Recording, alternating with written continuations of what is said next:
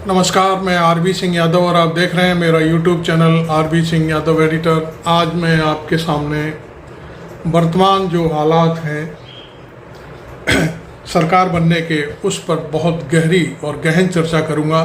आप सबसे पहले मेरे चैनल आरबी सिंह यादव को सब्सक्राइब कर लें।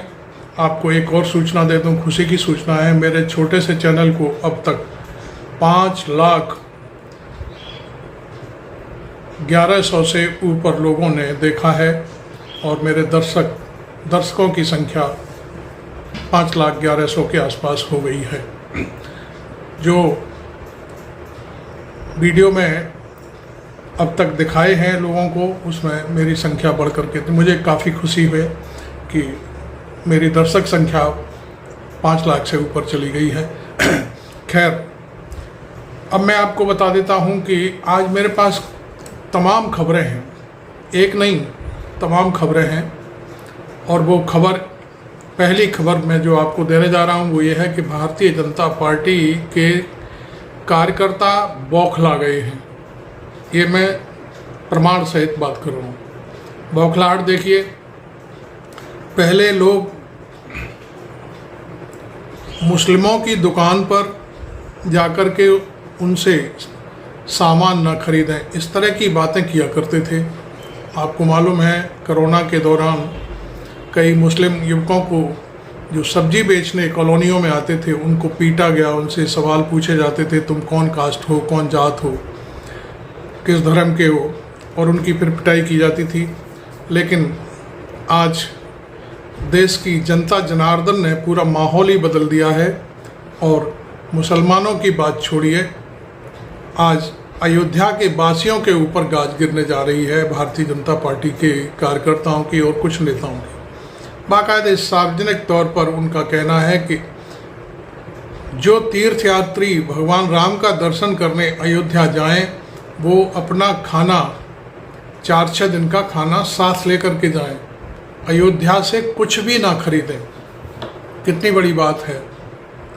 आज वो लोग जो मुसलमानों के व्यापार का बहिष्कार करते थे, वही लोग आज हिंदू धर्म, जिसको वो सनातन धर्म और ना जाने क्या क्या संज्ञा देकर के अब तक वोट मांगते रहे, सत्ता तक पहुँचे कई बार, वो लोग आज अयोध्या को नकार रहे हैं। और जो कहते थे कि मुसलमानों के पास जाकर के कोई सामान ना खरीदें, तो पहले तो खैर मैं आपको बता दूं कि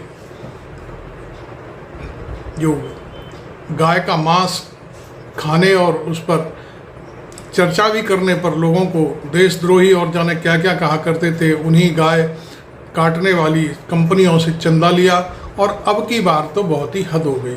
जैसे ही सत्ता की चाबी इनके हाथ से निकली है, तत्काल उन्होंने अयोध्या पर हमला कर दिया है। अयोध्या मीन्स अयोध्या वासियों पर हमला कर दिया है कि नहीं, अब वहाँ जाओ तो वहाँ दुकानदारों से कोई सामान मत खरीदो, उनके सामान का बहिष्कार करो, क्योंकि उन्होंने लल्लू सिंह को हराया है, उन्होंने वोट नहीं दिया है।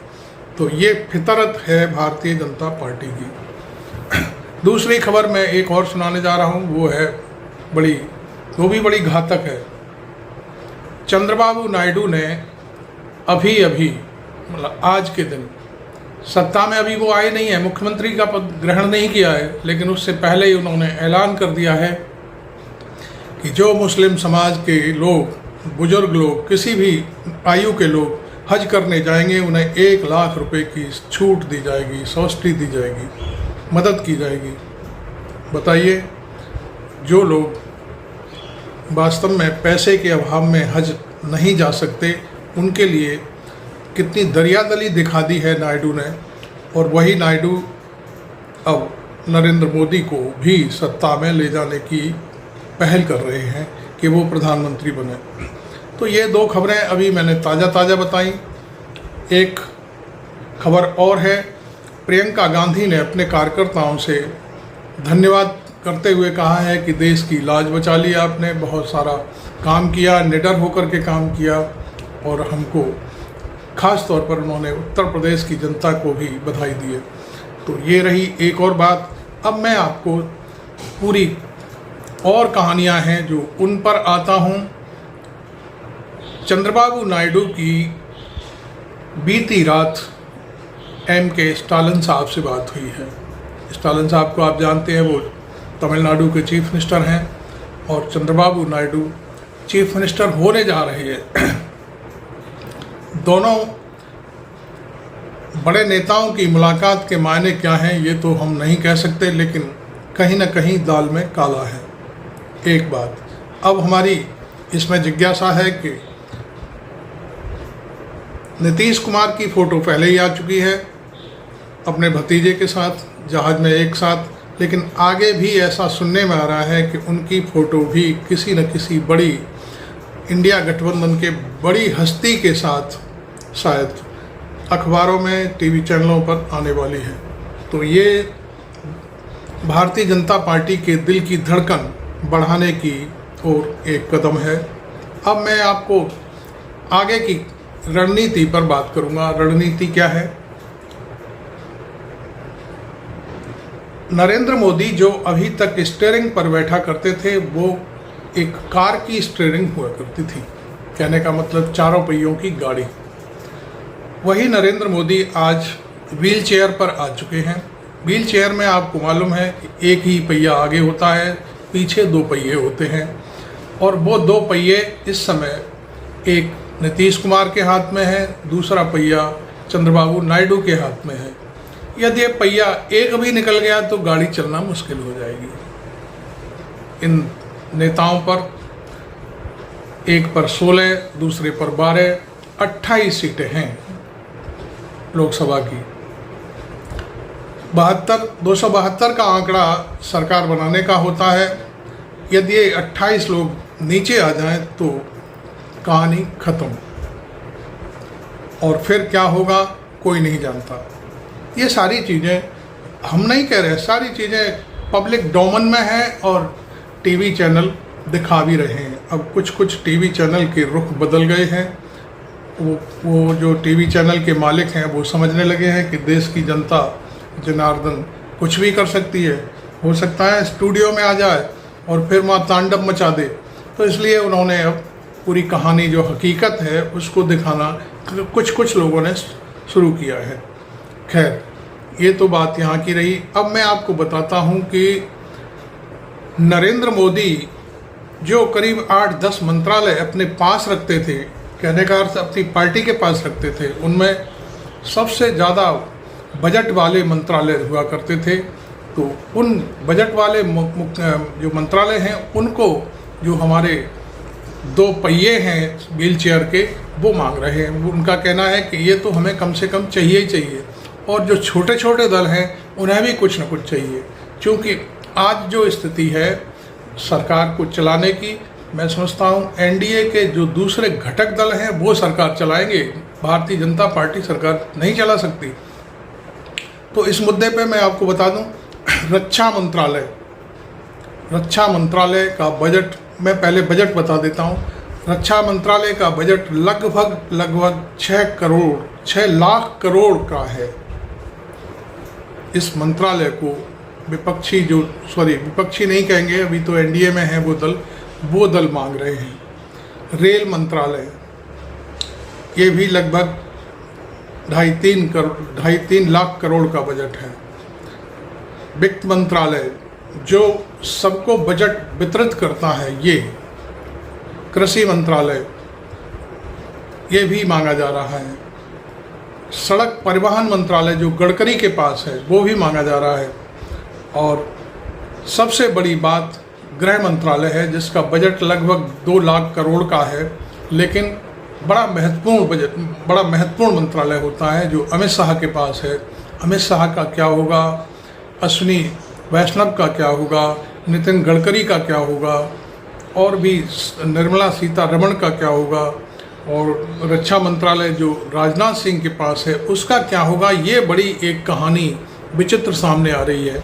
तो करीब 8-10 मंत्रालय हैं जो काफ़ी महत्वपूर्ण होते हैं और उसी के बलबूते पर सरकार चलती है।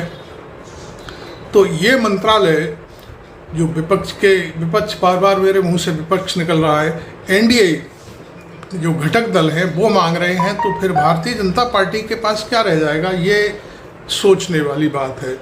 तो कुल मिलाकर के मैं आपको बता दूं कि सरकार अब अब ये सरकार, इस समय कोई सरकार नहीं है।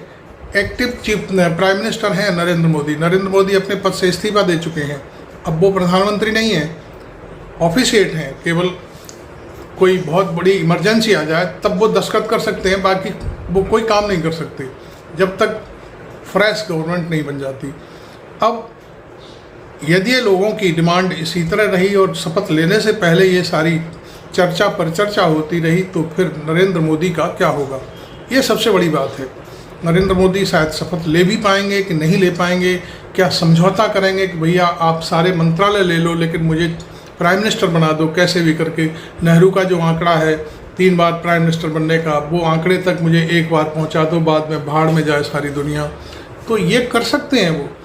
तो इसलिए मैं समझता हूँ कुछ भी हो, इधर दूसरी तरफ ये बार्गेनिंग शुरू हो गई है, और दूसरी तरफ जो भारतीय जनता पार्टी तमाम तैयारियां कर रही है कि किस तरह से अयोध्या के लोगों को गाली गलौज की जाए। गाली गलौज मीन्स उनका बहिष्कार किया जाए, ये सारी चीज़ें सामने आ रही हैं। तो मैं समझता हूँ अब बहुत खिचड़ी अभी पकने में काफ़ी देर है। अभी जो बातें चल रही हैं कि सरकार कहाँ जाएगी, क्या करेगी, ये सारी चीज़ें, अभी तो मैंने ये छोटी छोटी बातें जो तात्कालिक रूप से आपको बताई हैं। अभी तक मेरे चैनल को आप पूरा देखेंगे तो बहुत मज़ा आएगा आपको। और चैनल का जो सब्सक्राइब का बटन है मेरा, आरबी सिंह यादव, और जो मुझे देख रहे हैं आप, उसके नीचे सब्सक्रिप्शन का बटन है, उसे दबाइए। ऑटोमेटिकली आप मेरे चैनल के मेंबर हो जाएंगे और इसमें कोई पैसा खर्च नहीं होगा। लेकिन मेरे को बहुत खुशी होगी कि मुझे लोगों ने पसंद किया और मेरी जो स्टोरियां हैं उनको देखते हैं लोग। तो खैर मैं आगे बढ़ता हूं। अब बात आती है कि नरेंद्र मोदी का जो ढोल पीट पीट करके पूरी भाजपा, पूरी दुनिया जाने क्या क्या करती थी पार्टी, उसका क्या होगा। सबसे पहले मैं अब मुद्दा लाता हूं, अयोध्या तो झांकी है, बनारस और मथुरा बाकी है, इसका क्या होगा। क्योंकि ये 2 पार्टियां हैं जो व्हील चेयर के 2 पहिए हैं पीछे वाले, वो तो इसे बिल्कुल कतई बर्दाश्त नहीं कर सकते। क्यों? क्योंकि उन्होंने मुसलमानों के बल पे जो है वोट हासिल किया है।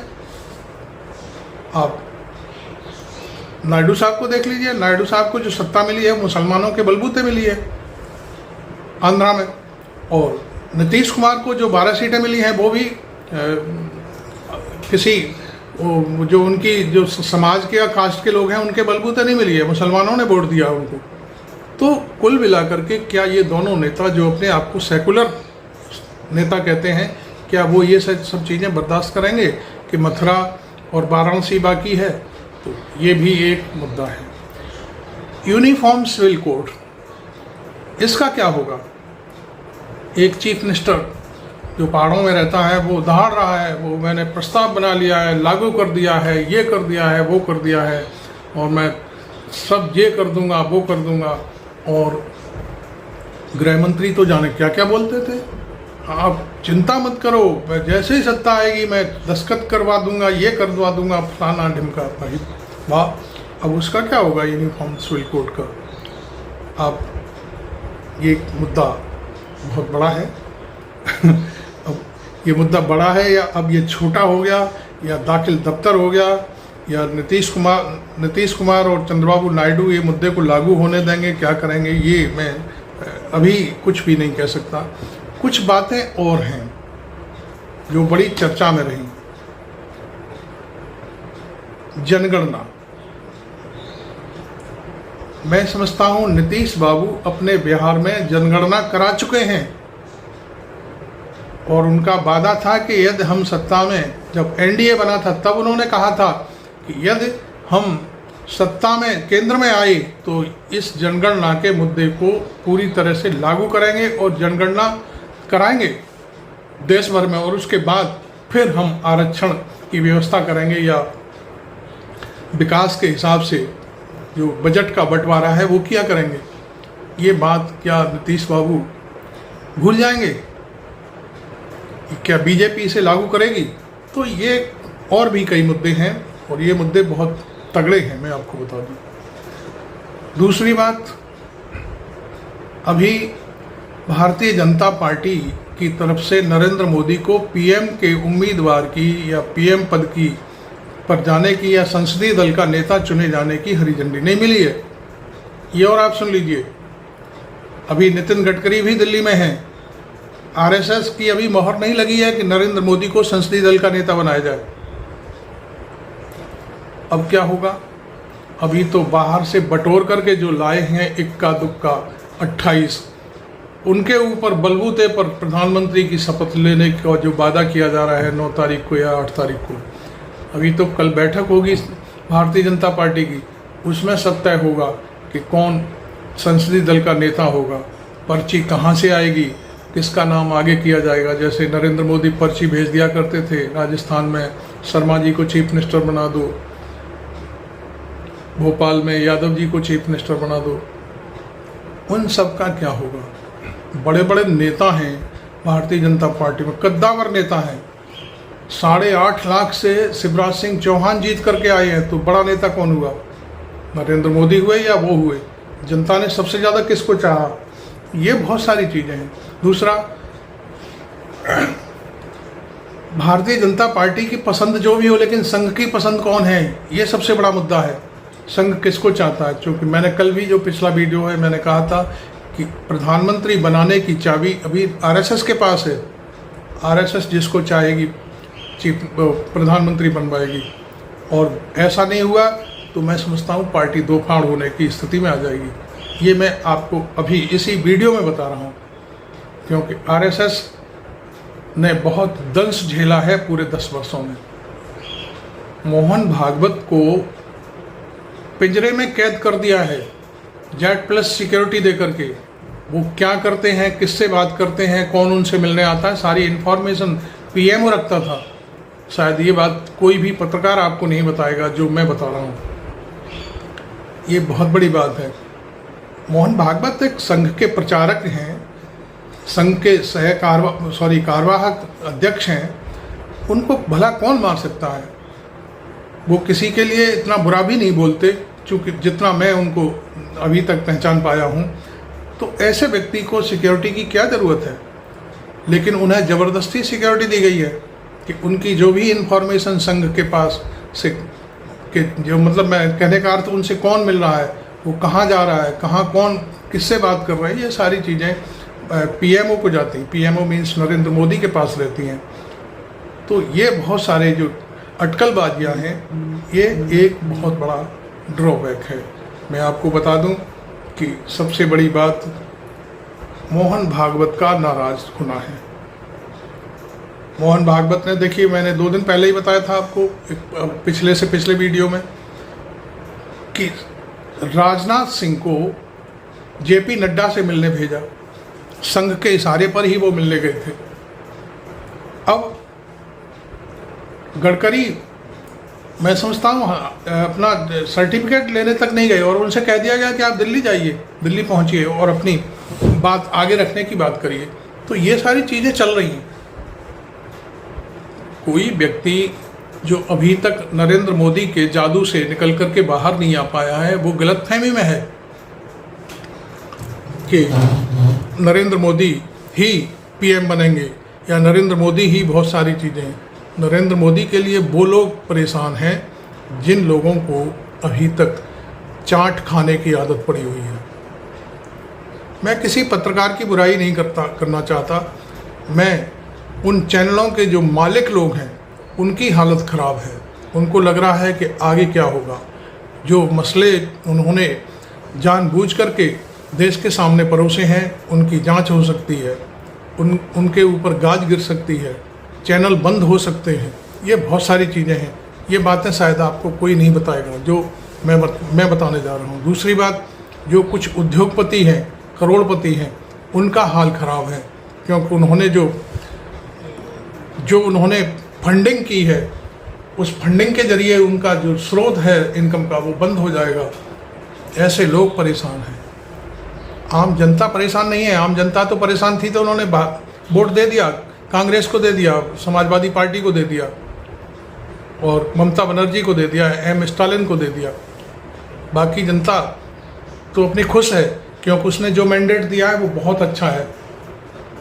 उसने व्हील चेयर का मैंडेट दिया है। व्हील चेयर केवल 3 पहियों से चलती है, 2 पहिए भी उसने अलग से लगवाए हैं, एक जदयू का, एक टीडीपी का, और बाकी एक पहिया जो आगे का है वो बीजेपी का है। बीजेपी अकेले सरकार नहीं चला सकती, किसी भी सूरत में नहीं चला सकती, हम आपको बता रहे हैं। इसलिए जनता इस मैंडेट से बहुत खुश है, विपक्ष भी बहुत खुश है, इंडिया गठबंधन भी बहुत खुश है, मैं आपको बता दूं। तो ये सारी चीज़ें, वो लोग परेशान हैं जिनकी पूंजी लगी हुई है। दूसरी बात, पिछले 2 दिन पहले आपको मैं बता नहीं पाया कि जो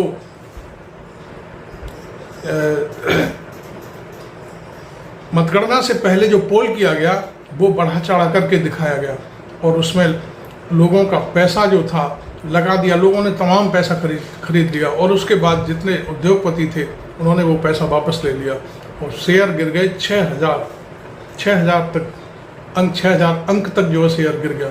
और मैं समझता हूँ लगभग जो आंकड़े आ रहे हैं करीब 50 लाख करोड़ रुपए का नुकसान हुआ है, आम लोगों का पैसा डूब गया है। तो ये सारी चीज़ें हैं, इन मामलों की भी जांच हो सकती है, इसलिए टीवी चैनल वाले परेशान हैं। एक कोई प्रदीप गुप्ता है, जो उसने जो पोल किया था वो रो रहा है, घड़ियाली आंसू बहा रहा है वो एक चैनल पर आकर। तो खैर, अभी सरकार तो नरेंद्र मोदी की रहेगी, तो मामले की जांच और ये सब चीज़ें तो एक दूर की कौड़ी हो गई, होना कुछ नहीं है। लेकिन अब जो मैंने बात बताई है वो ये है कि टीडीपी और जदयू क्या सरकार को वही काम करने देंगे जो सरकार दहाड़ दहाड़ करके चुनाव के दौरान कहा करती थी, या ये भी पूरा बिछ जाएंगे, या इन पर भी फिर ईडी की कार्रवाई शुरू हो जाएगी। हालांकि अभी ये चीज़ें सामने आ रही हैं कि होम मिनिस्ट्री, इसके अंडर में जो ईडी, इनकम टैक्स और ये सारे डिपार्टमेंट, सीबीआई वगैरह आते हैं, इनकम टैक्स तो वित्त मंत्रालय के अंडर में आता है, तो ये सब चीज़ जब छिन जाएंगे भारतीय जनता पार्टी से या प्रधानमंत्री पद से, तब क्या क्या होने वाला है। तो ये बहुत सारी चीज़ें हैं। मैं आपको अब बता दूं कि वोट प्रतिशत की मैं अब थोड़ी सी बात करूंगा आपसे। भारतीय जनता पार्टी को भारी नुकसान हुआ है, उसके वोट बैंक में काफ़ी गिरावट हुई है। वहीं इंडिया गठबंधन का जो वोट बैंक है वो काफ़ी बड़ा है, और ख़ास तौर पर जो कांग्रेस है उसका वोट बैंक में भारी उछाल आया है। अभी उसकी 99 सीटें हैं, लेकिन हो सकता है पूर्णिया से पप्पू यादव अभी या हो सकता है अगले 1 आध दिन में कांग्रेस ज्वाइन कर लेंगे, तो 100 का आंकड़ा पूरा हो जाएगा, और वो 100 सीटों वाली पार्टी हो जाएगी।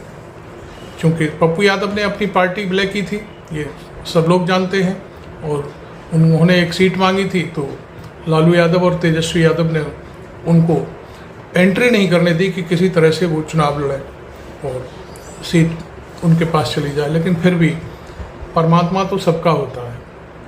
जैसे ये लोग कहते हैं कि राम को हम लाए हैं, राम को कोई नहीं ला सकता,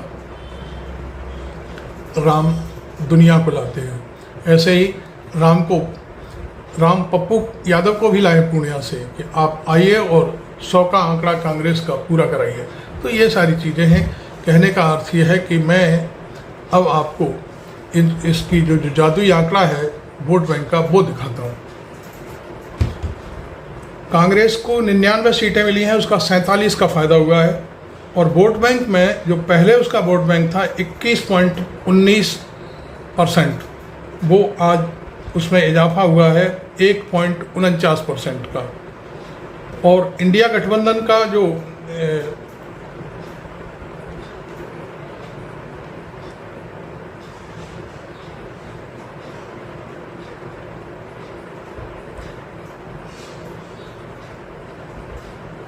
उसको 234 सीटें मिली हैं। जो पहले भी विपक्ष यूपीए टाइप हुआ करता था उसमें 107 सीटों का फ़ायदा हुआ है। वोट बैंक में 41.9% है, जो उसमें 13.29% का इजाफा हुआ है। तो ये बहुत सारी चीज़ें हैं। और वहीं पर मैं आपको बता दूं कि बीजेपी को 63 सीटों का घाटा हुआ है और 240 सीटें मिली हैं। वोट बैंक पहले उसका 36.56 था, अब वो परसेंटेज भी उसकी घट करके 36.56 हो गई है, जिसमें उसकी 1.14% माइनस में चला गया, उसका वोट कम हो गया है। एनडीए जो था पहले, उसको 51 सीट माइनस हुई है। पहले एनडीए को 200, वो जो अभी सीटें मिली हैं 293 हैं, और उसको जो है 51 सीटें कम मिली हैं इस बार। वोट बैंक में जो पहले 46% 12 हुआ करता था, अब 4% की गिरावट आई है। तो ये एक बड़ी बात है कि सारी चीज़ें कहीं ना कहीं होकर के भारतीय जनता पार्टी को परेशानी में डाल रही हैं। एक चीज़ और मैं आपको थोड़ी सी बता देना चाहता हूँ। एक मैं ये तस्वीर आपके सामने रखना चाहता हूँ, इसको आप देख सकें तो देखिए। ये एक तस्वीर है, ये मेरे मोबाइल में है। ये एक पोस्टर जारी हुआ था भगवान राम को लाने का, कि हम उंगली पकड़ करके ले जा रहे हैं, लेकिन भगवान राम ने दूसरी तस्वीर में इनको आउट कर दिया है। तो मैं ये केवल आपको इसलिए दिखा रहा हूँ कि राम के ऊपर किस तरह से इन्होंने अपनी कहानियाँ गढ़ी और क्या क्या किया, अधूरा राम मंदिर का उद्घाटन कराया। तो ये सब चीज़ें इनको खामियाजा भुगतना पड़ा है। आपने मेरा अभी तक चैनल ये सब्सक्राइब का बटन नहीं दबाया तो ज़रूर दबा लें। मैं अगले वीडियो के साथ फिर हो सकता है शाम तक आपके सामने आऊँ और नई और ताज़ा खबरें मैं आपको दिखाऊँ। Thank you very much. मैं आरबी सिंह यादव।